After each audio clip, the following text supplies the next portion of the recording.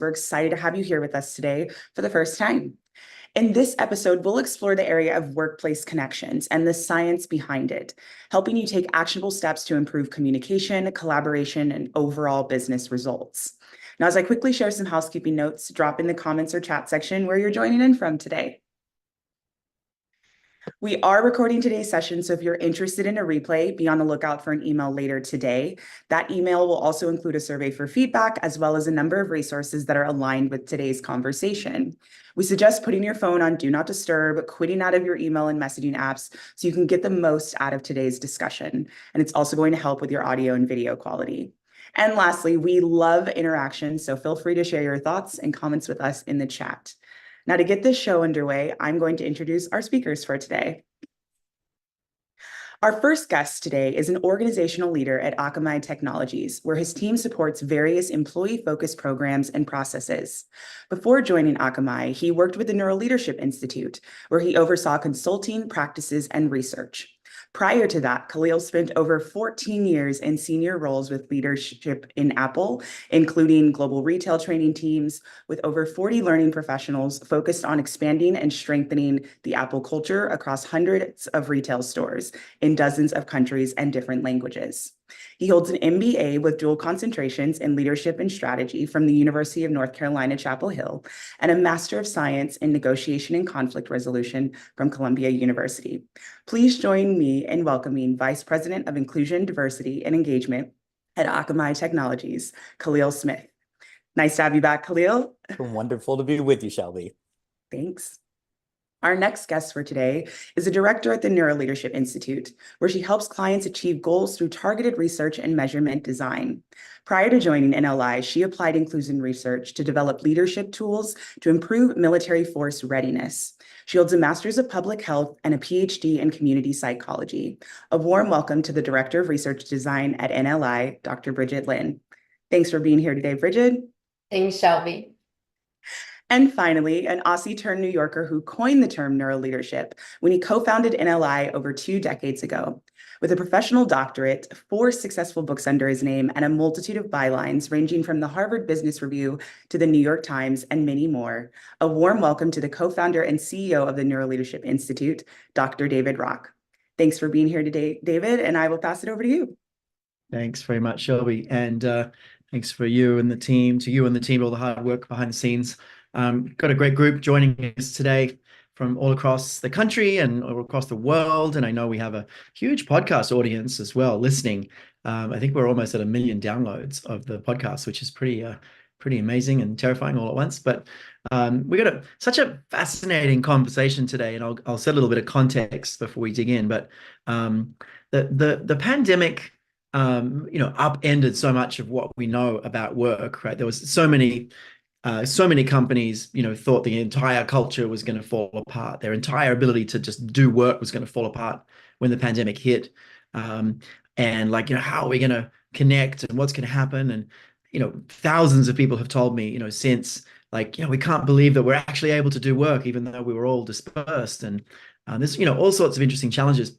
But the whole topic of kind of work from home versus back to the office and the hybrid thing, the whole topic is such a fascinating topic because it's full of really rich biases and very strong emotions that people have. And we've been tracking this whole issue for really since the pandemic started, and looking at kind of what the data really says. And the data is quite noisy in some ways. There's sort of really different insights you can find, but I've continued to be asked by CHROs and CEOs over the last 2 years, as sort of things have come back to, so-called normal, continue to be asked this question, what do we do about return to office? And is it actually a good idea? Isn't it? And all this. And it continues even today to be such a central question. What do we do? Recently there's been some data coming out showing the companies that are forcing folks back in definitely do see people head for the doors, and unfortunately those heading to the doors are often the best people. And so there's some data coming out about that, and there's a whole lot of noise. But we published something last year in Fast Company called the Patchwork Principle. You can see that on the right there, which essentially summarizes everything that we knew last year anyway, sort of towards the end of last year about this topic, which basically said that some kind of hybrid structure is probably the best for organizational performance. And there's a difference between organizational and individual productivity / performance. But if you're looking at the organizational level, some kind of hybrid will work. But hybrid can mean many, many different things. And it doesn't mean everyone's back in the office Tuesday, Wednesday, Thursday. It actually means something much more nuanced, with a lot more autonomy and a lot more kind of empowerment in it. But some kind of hybrid structure that will be different for different companies seems to be the best for organizational performance. And as part of that, you might have a whole lot of people who never come to the office and are always working from home, and you might have other folks who are always in the office, and you might have people mixing it up. And anyway, the patchwork principles is worth reading. It looks at kind of the 4 different patches that you put together in your individual company to kind of work this out. But this question continues to come out, like, do we need to bring people back? And whenever I ask a CEO about it, they always say, well, we just want our people to feel more connected. And it's just, I always had this strange sense that it wasn't really about that. And when you look at this whole issue from a SCARF perspective, essentially, as a leader, if you're not seeing your people all the time, it feels like a bit of a threat to your status, your sense of certainty, your sense of autonomy and control, and your sense of relatedness, and might even feel unfair if you're there. So for a leader that's going into the office a lot, it can really feel like a lot of pain not to see your people. And it sort of feels right to bring them back in. But then all this data is saying other things. So we've been thinking about this for a while, and we talked to Khalil a lot. We love the ongoing collaboration that we've maintained as an alumni. And this question came up, and Khalil had actually been working on this internally at Akamai, trying to work out, well, like, why do you want people connected, and what do you want them connected to? And does bringing them back into the office actually make them connected or not? We started having this conversation in November last year. We sort of had our first thinking about this, and we've been working busily in the background, putting together a more robust perspective on this.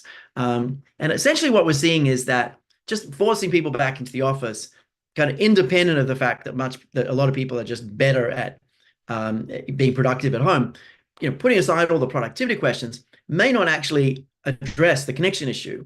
And so what we've done in this study is basically say, well, like, what makes people feel connected? What's that about? What is it to feel connected to other people, to your organization, all this kind of stuff. So that's the kind of backdrop. And a lot of this work's come out of a collaboration with Khalil and Akamai. We love collaborating with ongoing partners. And I'll hand over to Bridget to dig into a little bit of the science and background, and then Khalil will kind of walk through the framework, and then we'll dig in further. But this is a great one to throw in any comments or questions as we go as well. We're going to be looking at the chat quite a bit, so feel free to put any comments and questions in as we go. But over to you, Bridget.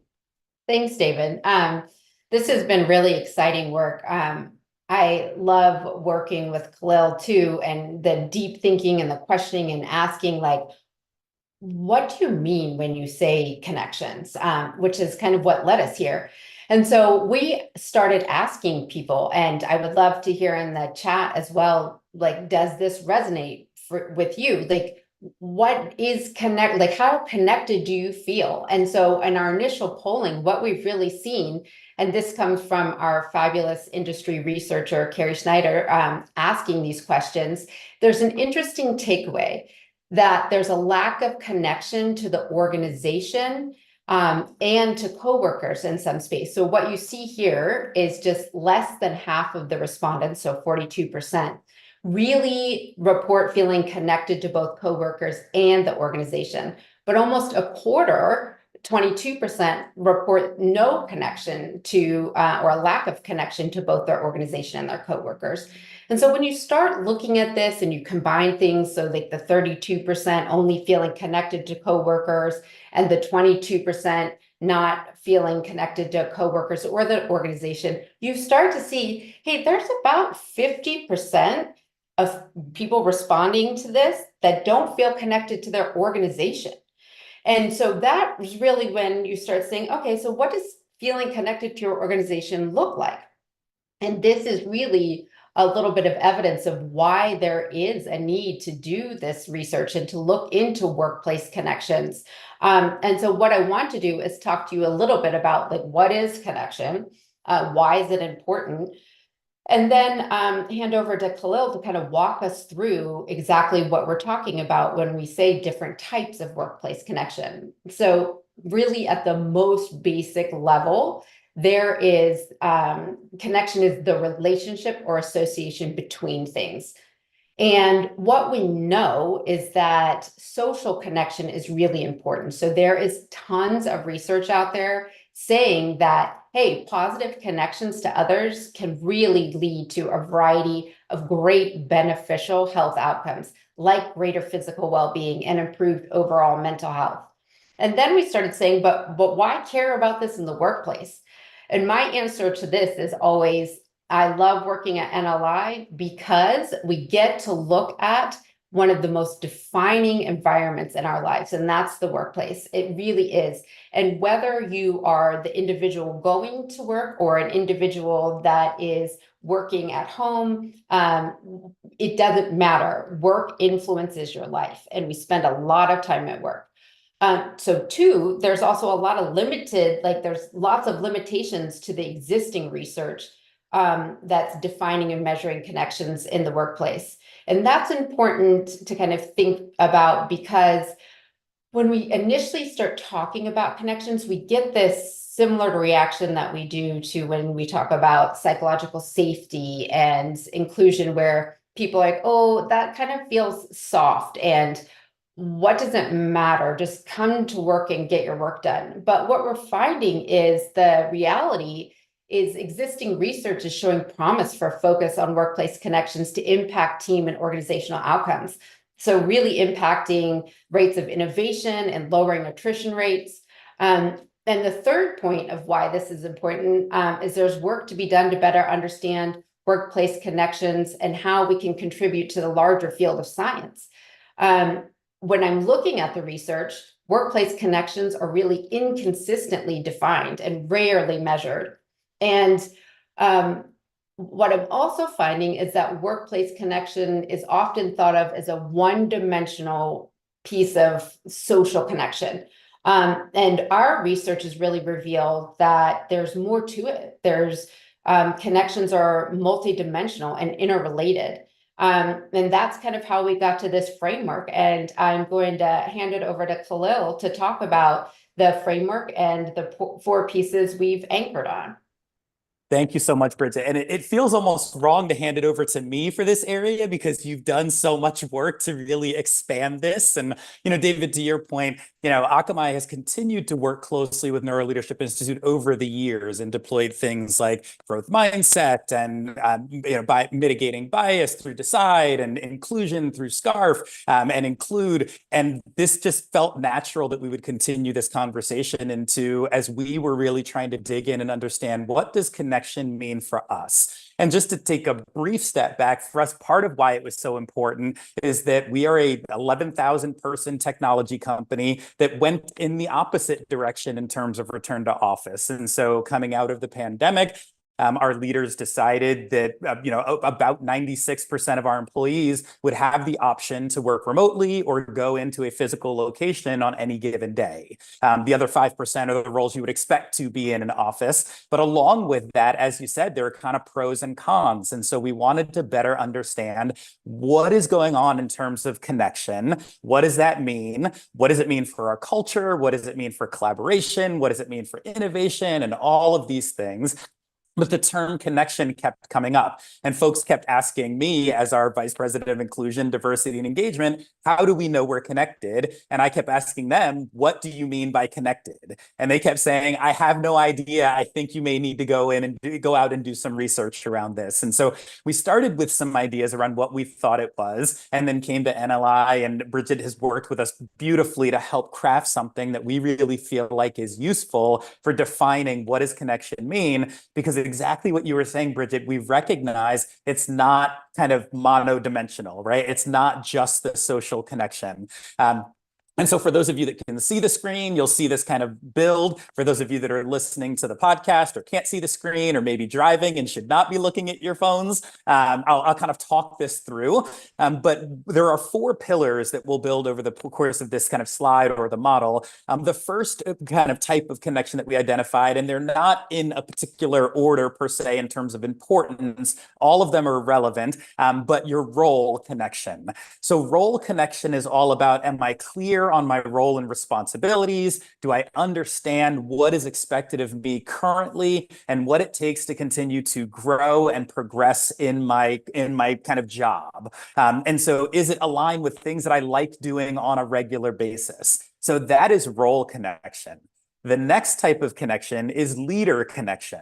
And so what type of relationship do I have with my leader, my manager, my supervisor? Is this someone that is opening doors for me, someone that is providing me the right degree of autonomy and flexibility and latitude in my role? Is this someone with whom I feel like I can communicate about my work and about other things that are impacting my work? So is there a free flow of communication between me and this other person? A third type of connection is colleague connection. So when we think about social connection, this is the one that I think most of us tend to anchor on, is, do I like the people that I work with? And we actually went deeper in this space, and through looking at the research and a bunch of the support from Neuroleadership Institute, looked at more than just, is there support kind of given and received? Are these people that I feel like I can speak to and the opportunity to collaborate? Is there some type of what we would refer to as task interdependence? And so is my work predicated on theirs? Do they need things from me? Is there really kind of this reciprocal nature of getting work done together? And then the fourth pillar is company connection. So as Bridget and David, you were talking about before, do I connect to the company? Do I believe in the organizational values? Do I want to be here? Do I understand how my work contributes? And do I have confidence that this is a healthy and thriving place where I can continue to be successful? And so as I describe things like this back at Akamai, one of the things we talk about is, okay, well, let's imagine that we did, really anchor on a colleague connection. And that's sometimes what we hear as a rationale for bringing people back together is, well, we're not talking to each other in the same way anymore. We're not at the water cooler. We need that serendipity to really be kind of, together. But if you do that and then compromise things like company connection. So people say, I can't believe they brought me back. This was handled so poorly. Why is it that I have to move and all of these, and maybe leader connection. My manager doesn't understand my work situation and my home situation. And now I really don't feel like this person has my back anymore. Well, then colleague connection may go up, but it may be to the detriment of those others. And so we really looked at and said, how do we make sure that we are as sticky as possible as a company, and that people want to stay here, grow here, thrive here, come here if they're not already? And we really feel like this is an amazing way to kind of understand what connection is at a much broader level. And so for us, it was a matter of how do we define it, because we need to be clear about what it is. How do we measure it? And that'll get into a little bit of something I know we'll talk about in a bit. And how do we impact it? And so all three of those things together, this slide that some folks are seeing or what we just talked through is a massive part of defining it and creating that shared language that, David, you talk about so often as being incredibly important to galvanizing an entire organization. Because if I mean connection in one way and Bridget means it in another and you mean it in a third, then when I say I'm not connected, you don't know what to do with that. But if we have this language and this clarity, and then we can start moving towards measuring it and impacting it, then now we have shared language, we have shared accountability, and I have a degree of ownership over my own connection, in addition to what the organization can provide me in terms of resources and tools and processes and policies. So David, I'll turn it over to you to kind of take us through one of the next slides. Yeah, I think just if you just pull the slide back up for a second, I think I just want to talk through a little bit of the foundation of this, kind of the scientific foundation of this, just to kind of bring it alive a little bit more. So the connection to the role, like to what you're supposed to do. Like a lot of this is about, from a SCUF perspective, a lot of this is about really all the domains in some way are activated if you have connection to your role, because if you're really, really clear on what you're supposed to achieve, and what great looks like, right? You've got a lot of certainty and a lot of autonomy. You have an opportunity to deliver great work, which is, an opportunity to keep increasing your status, right? You're really, really clear on your goals. You'll work really well with others, so you'll have a good amount of relatedness, and to an extent it'll feel fair. But certainly get a big bump of certainty and autonomy, and that gives the opportunity for status and relatedness and fairness. So really, really important. Now, if you think about the opposite of that, if you're not connected to your role, right? Like you don't understand what's expected of you, you don't know how you're going to grow. And a big one is it doesn't align to your natural motivations, right? Now what you've got is a lot of threats all the time: uncertainty, lack of autonomy, lack of status, right? Don't feel like you're doing your best work. Feels unfair. So when you don't have role clarity, it's an issue. So a lot of it is about certainty and autonomy. But the aligned to motivations is interesting. It's not about like strengths. I'm not a fan of the strengths work. I think it has some interesting conflicts with growth mindset. But there are definitely intrinsic motivations, and there are actually SCARF intrinsic motivations. So we've talked about this before, but there are definitely people who you put them in a meeting, and their focus is everyone else being taken care of and everyone else being okay, right? They're a relatedness person, or maybe a fairness person, right? And the person next to them is thinking all about what they're gonna get out of this meeting, and what they've got to do, and how they can kind of get away and get on with their work, right? They're an autonomy person, etc. So we definitely have a strong SCARF profile. Individuals have a strong SCARF profile, and ideally you want a role that gives you the chance to be motivated according to your SCARF profile. So fun fact: every time I go to a really senior leadership group, like 20 CEOs, honestly, like 18 to 20 of them have autonomy as their biggest driver. It's almost all of them, right? Whereas you're in a room of senior HR professionals, it's actually a little bit of autonomy, quite a bit of relatedness, quite a bit of fairness, not much certainty, not a lot of certainty in HR. But you go to a room full of project managers, you see quite a lot of certainty, a lot more than in the other group. So it's you want a role that gives you the ability to obtain those intrinsic motivations, and is really clear what's expected of you, and how you're going to be able to grow. Now you'll feel connected to that role. So literally, you'll think about your job, and you'll have a toward response in your brain, right? Because you're getting status, you're getting certainty, you're getting autonomy. As opposed to you don't have role clarity, you think about the role, literally you think about Monday morning, you get a threat response, right? Because you're getting negative status, negative certainty, right? So you'll have this overall threat or reward response to your role based on these different factors, and that'll determine just literally how creative you are, how flexible you are, how much you can think about, the quality of your collaborations, quality of your thinking, everything. So that's role. The leader one is interesting. The connection to your leader. There's a lot of data about, people don't leave companies, they leave bosses. Lots and lots of data out there about the importance of the connection between an individual and their leader. People follow great leaders like their whole career. We see that a lot. We'll have a client will move companies, and we'll see that they, like, within a year or two, they've brought the team that they used to work with in the last company. We see it a lot.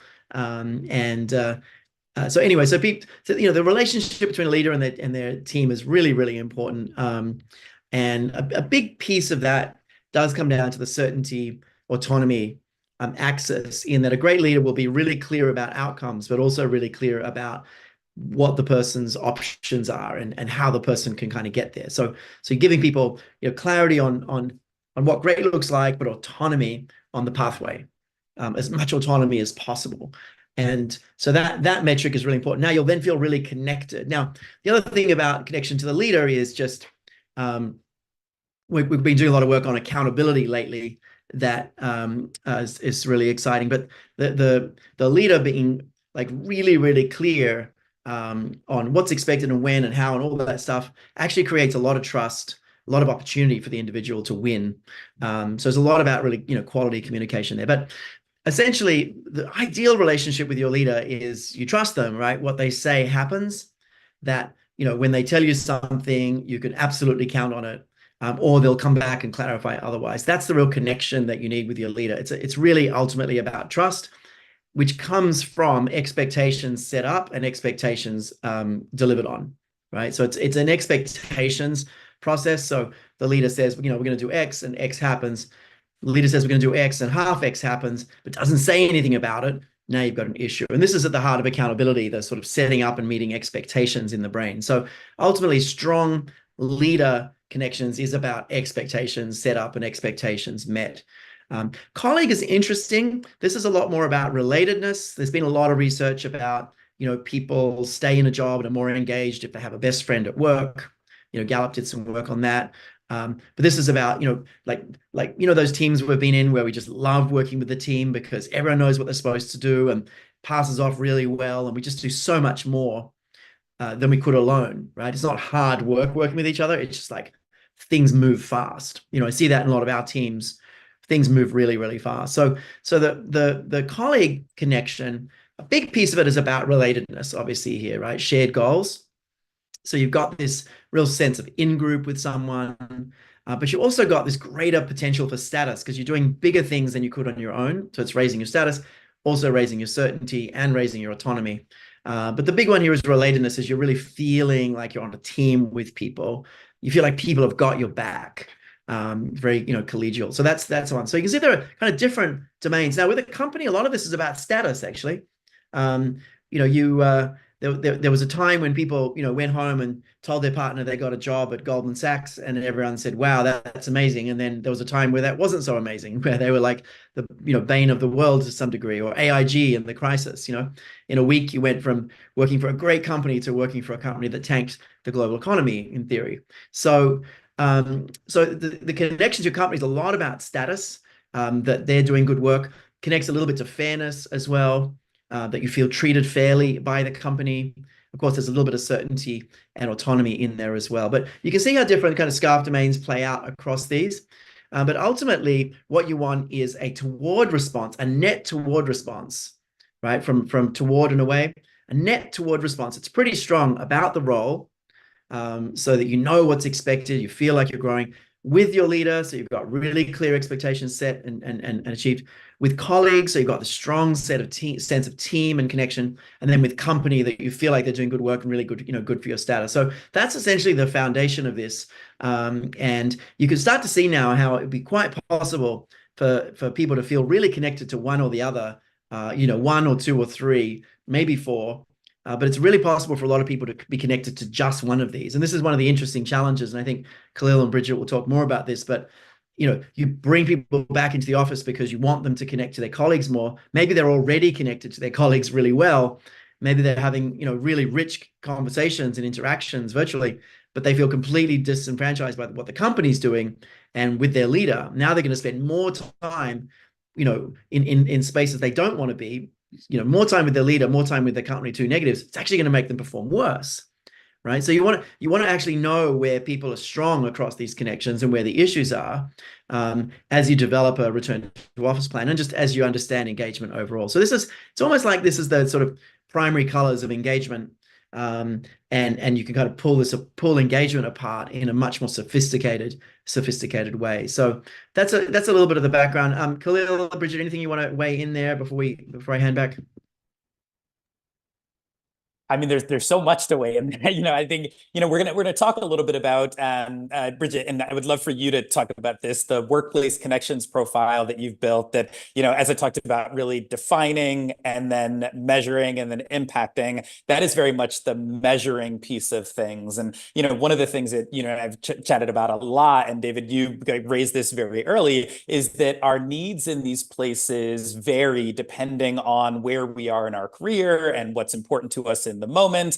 These things are not static where you can kind of, assess them at the very beginning of a period and then expect that they're just going to stay pretty consistent. And so I just think to your point about the primary colors, trying to have this conversation about connection with only one color, as opposed to being able to blend these together and understand that some of the things that we do may impact one, but how do we lift another up? And that's one of the things that I know Akamai has always appreciated about other work from NLI like SCARF, which is to say, listen, in this domain, you may put forward a policy that inherently reduces the level of autonomy. You may have to create a threat here. How do you dial up rewards in some of these other places in order to be able to tell a more comprehensive story?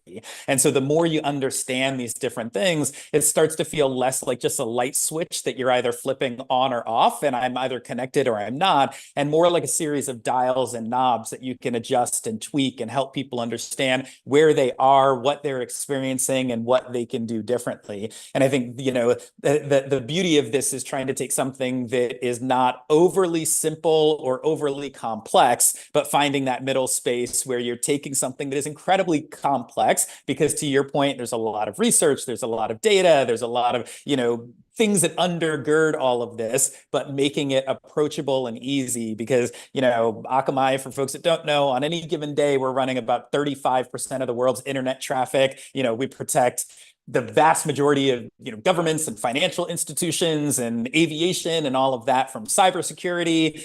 I don't want our people thinking all of their time about connection. I want them coding. I want them protecting the internet. I want them making sure that I can stream Netflix and do all of the other things that are going on. And so to make this really simple and approachable and easy to understand is incredibly important to us. And I think that's one of the things that Bridget has done so beautifully. So Bridget, turn it over to you for any other thoughts and reflections.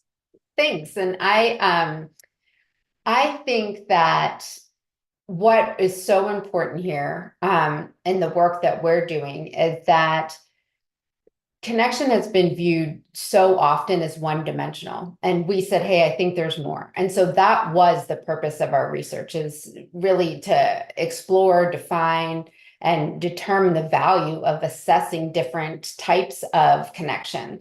And what we're finding, which is important, is that each type, role, leader, colleague, and company, provides unique value to really understanding how people experience the workplace. And we're also finding, as you said, that connection varies across individuals and it's dynamic. It changes based on multiple factors. So like what's going on in your life? Did you change roles at work? Are your responsibilities different? All of those things influence connections as well. And what we're finding is that this perspective allows for that more nuanced understanding that leads you to intentional intervention, meaning different types of connections need to be addressed in different ways. And the research underlying each type of connection really is important because it serves as that guide to figure out, okay, what matters most and how do we most effectively intervene? And I'm just going to quickly, summarize a little bit of what that was. But when you're thinking about role connection and how individuals relate to their workplace and their roles and the responsibility, as mentioned, this is closely related to the research and role clarity. And what we know is that when employees have more role clarity, they experience more intrinsic motivation and feel greater involvement at work, which leads to more innovation.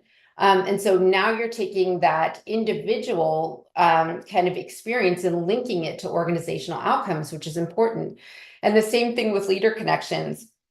One important aspect of that is anchored in social exchange theory and reciprocity. So this idea is, hey, I really care about the quality of my relationship with my leader. I really could like my leader as a person.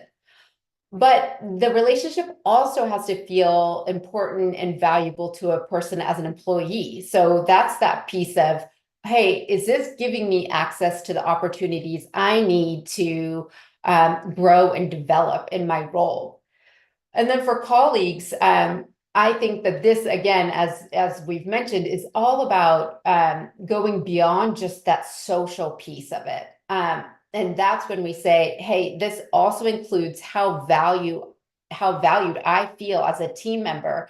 Like, what are my contributions? Do they add to the group? Are there opportunities to collaborate?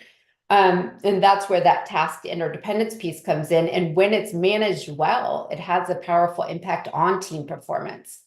And then that company connection is how people feel they're connected to the organization they're working for. And people spend a lot of time at work. and they want to feel a connection with the organization's purpose. And when they do, they actually feel more engaged and committed to the organization, which is all really important. And there's limited research specifically defining these different types of connections, and even less on the strategies to foster and measure them. And that's where we're headed with our partnership with Akamai. We're starting to collect data. We're validating an assessment, and we're going to be able to fill some of these specific gaps with our own assessment, research and data collection. And so I feel like this is really exciting, and we're going to move into a little bit of the benefits and implications of this research. But is there anything, David or Khalil, you want to add before I move on to the benefits part? Maybe just address a couple of the questions. I think they're relevant and sort of build out some of the conversation we've had so far. There's a question or comment from Peter about sort of the serendipitous water cooler, interactions and all of that. And I think that this is why it's sort of hard to think this through in your head. You've got to sort of really map this decision out very carefully on almost like a balance sheet with lots and lots of variables and try to like map it out. But essentially, and this is why I'm saying organizational performance versus organizational productivity versus individual productivity. The research is that individuals are more productive working from home. We knew that before the pandemic. On average, you got 10,000 people, let the entire group work from home. Individually, they'll be more productive. It's a lot less distraction time. There'll be certainly people who goof off, but there are people who goof off in the office too. They're more productive. But when you look at organizational effectiveness, it's actually better if you have a hybrid model. It wasn't better if you have everyone back in the office. But again, it depends how you do this hybrid model. That's a really important thing. So if you just basically say, look, we all need to be in, so 4 days a week or 3 days a week, you're all in. What happens is you mess with people's autonomy in a big way. And in particular, large numbers of your organization have moved a long way from your office and have built lives that are sustainable and manageable. And they just leave, right, when you do that, and particularly the best people. So it's this complex question. But essentially, yes, there are benefits to the water cooler conversation, but the question is, what's the dosage that you need to get those benefits without the costs? And that will vary by team to some degree and by company to some degree, right? But for a lot of companies, this is one of the elements of the patchwork principle. For a lot of companies, it's like, look, if folks are together 2 days a month, they'll have lots of great water cooler conversations and lots of great interactions. That might be enough, right? Or maybe it's 4 days a month, right? Maybe, but 2 days, 1 week, and then 2 weeks later, another 2 days. Like, what's the dosage? Because there is a productivity cost to, bringing people back to the office. And the benefits of those sort of interactions are quite subtle. And so, but the costs are quite big and every day. Like, it's an everyday reduced productivity thing, as opposed to the water cooler stuff might happen once a month. So yes, the research says hybrid, but it also says do it in a way that doesn't reduce people's productivity overall or much. And secondly, autonomy is one of the biggest variables that people really felt, it was positive through the pandemic and through work from home. They got a lot more control over not just work, but exercise and family and parenting and health and diet, like everything suddenly, they had more control over. So taking that away from people is pretty tough. People just saying, I've got a life. I've moved to the mountains now. I've got a really balanced, healthy life for the first time. I don't have eczema or whatever it is. Like people are really big life changes and just vote with their feet. And a good number of the better people do that. So the question is just doing it thoughtfully. And the patchwork principle kind of lays it out. But one of the reasons we did this research was to help CEOs not have that knee-jerk reaction of like, oh, we need to bring everyone back in so that they connect more. But how do you want them connecting more? What are they not connected to as well? So that's one of my perspectives. Khalil, you want to weigh in there? Yeah, I think, and it's interesting because when I had the fortune of being at NLI, and when I, listened to you talk, like you work with CEOs that in some instances are making these decisions. And I talk to a lot of folks that are charged with implementing these decisions. And so part of also what I want to help people understand is some of these decisions may have been made outside of your input, right? Your organization may have decided people are coming back. We've made the decision. This is it. There's no more dialogue.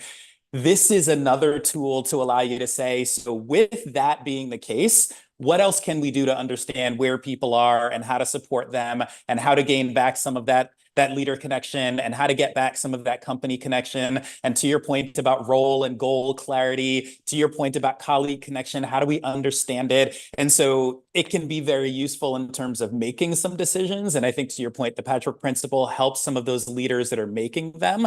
And then similarly, there are some times where you're a bit deeper in the organization and someone has said, this is what we're going to do, now go execute it. And so as HR professionals, as leaders, as frontline employees or project managers or whoever else is doing this work, there's an element of, so what tools are in my arsenal? How can I use SCARF to better understand what people may be going through and have a conversation with them and help them get over this hump? If they do decide they're staying, my mother would always say, if you don't treat people well, they will quit and leave or they'll quit and stay. And I've kept that with me for a very long time. And so we have organizations, and we hear this over and over, of people that have just decided, well, I can't afford to leave yet. And so, but now I'm disenfranchised. I don't feel great about things. And so as an HR professional, I'm thinking, well, how do I help people understand we do hear you? We've made this decision for this reason. This is what this can mean for you. This is what we're trying to accomplish. And to Bridget's point about these things mattering slightly differently, we've been very deliberate to not say, well, come back in so that you can have pizza parties and ice cream socials and hang out around the water cooler, because we also see in a lot of the data that there are a decent number of folks that said, going to the office wasn't a great experience for me. I didn't like having to talk about American football every Monday morning. I didn't like having to, change my outfit all the time. I'm struggling, whether I'm newer in my career or later in my career, whatever the case was. And so I just feel like this is another tool to be able to understand and do things with. And so I appreciate it at the decision-making level, and I also appreciate it at the execution level. And I think in some instances, those are very different things, and not every tool is applicable for both. But I think you all continue to create tools, and I think this is one of them that can help leaders who are making those decisions and help folks that are executing on those decisions. Yeah, thanks, Khalil. Bridget, do you want to talk through the assessment that we built and kind of, some of that, just because we've actually executed on a real assessment here. What are we calling it? It's the Workplace Connections Profile. Profile. That's right. Workplace Connections Profile. Interesting. Yeah, tell us about the development of that and where that is and how we're rolling that out. Sure. So I've been working with Khalil to put out different beta tests of the items. So we went through the process of digging into the research, talking to subject matter experts to generate the items to match to each of these. And now we're collecting data, and we're doing, I'll get, into my statistics terminology just briefly, but we're doing the analysis, the principal component analysis that tells us, hey, these questions work, these questions don't, so that we're making sure to capture what we want. We're making sure that we're actually measuring these different types of connections. And so that's where we are right now. We're actually collected beta 1 and beta 2 data, and that's all to make sure that we can make this profile as useful as possible with the least amount of burden. So we want it to be an experience that's good for people to go through, and that they get useful, meaningful information back, but that it doesn't take forever. And so that's our whole goal, is making it really clear and concise and usable. And so we're in the process of working on the next iteration, and we're excited to be able to pilot that at Akamai, and then roll out the pilot to more organizations that are interested. So it's really exciting work. And what I pulled up here is, when you go through this and you are talking about workplace connections, there is a big benefit. And we kind of talked through some of these, but what you see is a shared language to better identify, communicate, and fulfill workplace connection needs. You have a catalyst now for identifying opportunities for growth and development. You're able to generate insights into how we can establish and develop and nurture all the different kinds of connection. And at an individual level, this really means, hey, we have a new set of tools to reflect on and understand how our connections impact our experiences at work. And that means we're probably more likely to have meaningful conversations, which can ultimately help us influence our own experiences at work. And at the team and organizational level, it means leaders can help people build the skills and mindset that they need to strengthen workplace connections and ultimately improve team performance by getting better collaboration, problem solving, and increased innovation.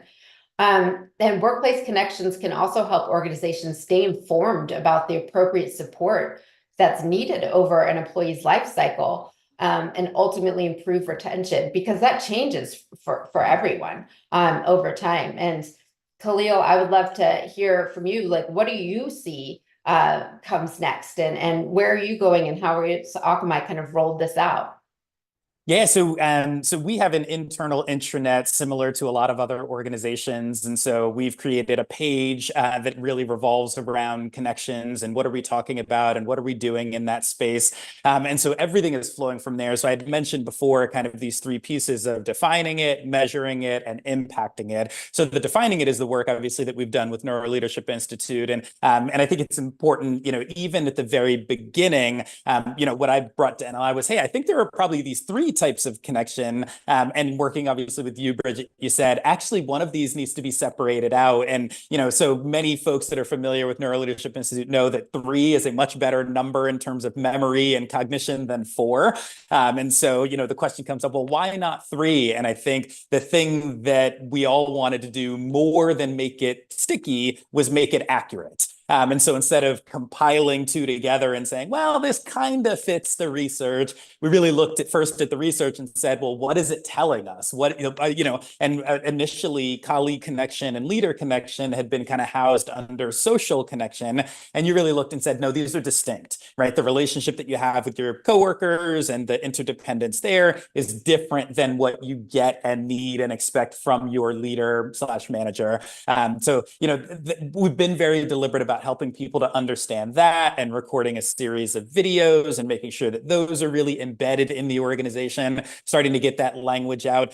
We also do a quarterly pulse survey. So we send to all of our employees about 30 to 35 questions every quarter to try to keep a finger on what's going on in terms of culture and communication and inclusion and engagement. And we measure that on an ongoing basis so that we can really understand where people are. And we've integrated in questions that fit very nicely that help us understand these 4 domains or 4 pillars of connection.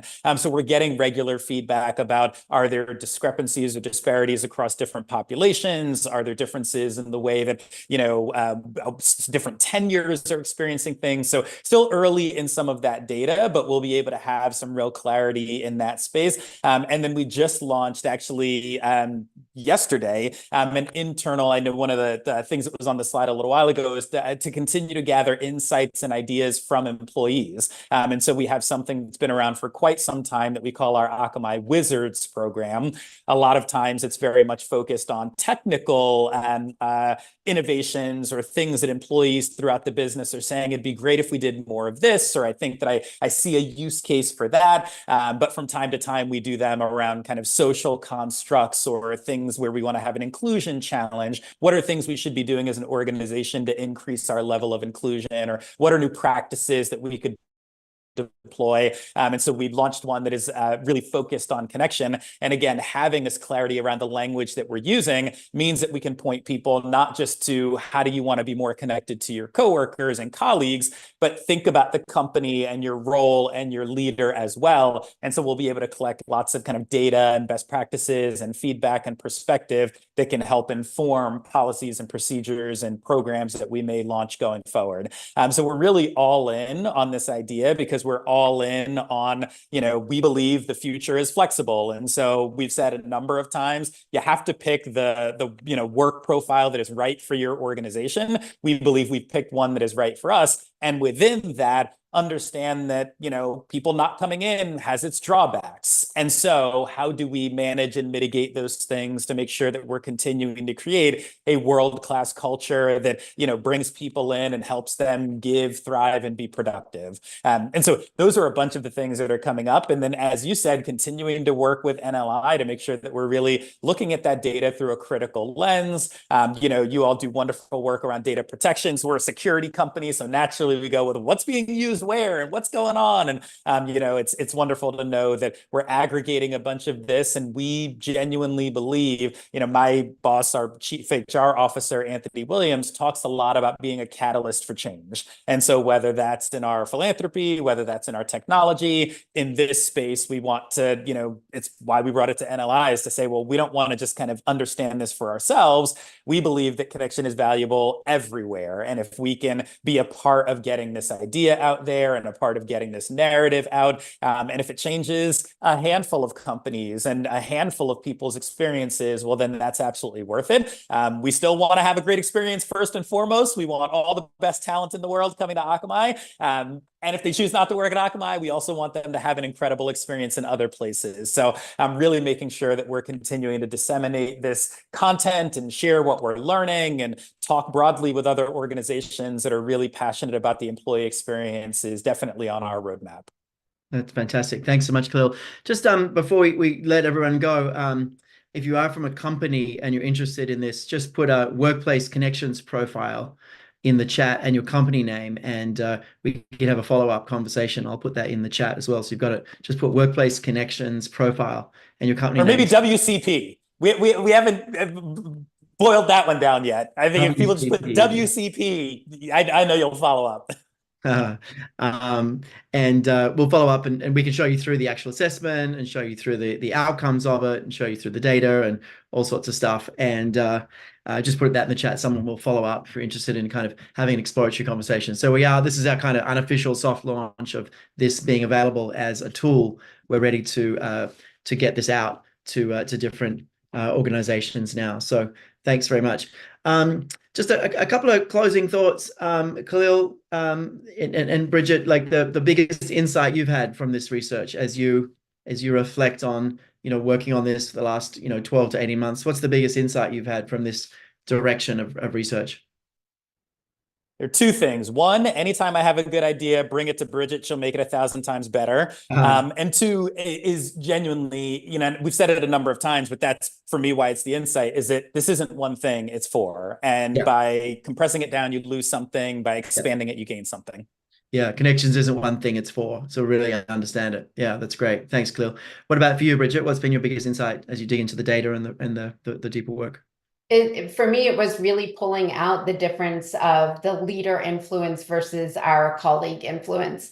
I went into it with the three, and then I kept reading the data and I was like, no, or reading the research articles. And I was like, I actually think these two things are different. And so I think that was really insightful to me. It's a different type of connection with different outcomes and different antecedents. Yeah, fantastic. No, it's definitely they're definitely different. Well, I'm going to hand you back to Shelby in a moment for some announcements. But speaking of connections, you'll notice a different background that we've got. How do I point to it? Something right there. Evolve. We accidentally even put it on Khalil, even though he doesn't work for NLI. But Evolve is the summit this year, and we are back to virtual this year, maybe back to in person next year. But we're going to have a very, very connected virtual experience. It'll be about our 10th year doing the summit in some part or all virtually. And there's actually a way to really connect your whole team into the summit this way. And we can connect to exactly the right scientists, exactly the right companies as well. So that's coming up late October, a really good time to hold the date. So you can hold that time in your calendar. We'll probably have some watching sessions happening inside companies and some locations as well, but hold the date. It's the end of October, 29th and 30th of October. And there'll be it's a little bit more West Coast friendly this year. So we're starting a bit later. There'll also be an EMEA time zone. So there'll be a whole summit for EMEA. There'll be a whole summit for the APAC time zone as well. So we're really pushing ourselves to be even more international and even more connected. But speaking of connections, finally, just Khalil, thanks for maintaining our great connection. Always just such a pleasure and a productive time working with you on ideas. We've between us all come up with some really helpful ideas, I think, over the years. So great to be continuing that. And hopefully everyone else, you've got some value out of really thinking about connections in a different way. You'll see more from us on this. But we'll leave this open for a couple of minutes if people want to ask questions or looking for resources. Otherwise, Bridget and Khalil, thanks so much. And I'll hand back to Shelby. Thanks so much, everyone. Take care. Bye-bye. Thanks, everybody. Awesome. Thank you all so much. That was a wonderful discussion and we appreciate your time as always. Just a few more closing announcements. The poll is up. Let us know how we can help you. As David already said, Summit 2024 is underway. We're going fully virtual this year and it will take place October 29th and 30th. We do have our official event website up. So if you're looking for tickets, information on topics and speakers, that is all there at summit.neuroleadership.com. And if you're listening to the podcast, you can use the discount code Your Brain at Work 24 and get 10% off. We also have an early bird special happening, so go check it out. We're really excited for all the work we're putting in. Insider Exchange. This is specifically for senior executives. If you enjoy our conversations here, you really will love the Insider Exchange. It's an exclusive opportunity to hear about our research internally and work with our leaders. So if you're interested, apply. We'll put the link in the chat. And we're also looking to host and do more work with our community. So if you'd like to partner as an event host, also check out that information. And if you listen to our podcast, we appreciate you. We just learned some really exciting insights that we have a very large global community. So thank you for listening out there. And if you want to go to Summit, again, you can use Your Brain at Work 24 to get that 10% off. And this is where we officially say farewell. So on behalf of our team behind the scenes, thank you so much. And we will see you back here next week.